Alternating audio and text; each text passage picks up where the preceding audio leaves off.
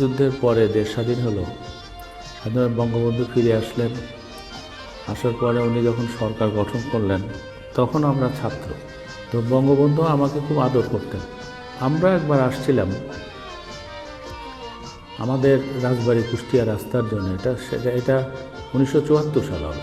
আমরা যখন রাজবাড়ী কুষ্টিয়া রাস্তা করার কথা বললাম, তো তখন উনি বললেন যে আগে পেটে ভাত দে, তারপর রাস্তা দিয়ে হাঁটিস।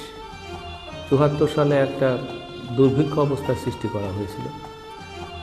সেই সময় উনি বলেছিলেন যে আগে পেটে ভাত দে, তারপর রাস্তা দিয়ে হাঁটিস।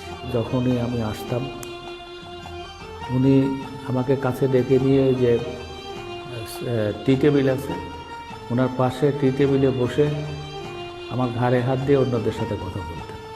আসলে এই যে স্নেহ, এই স্নেহ কোনোদিন ভুলব না।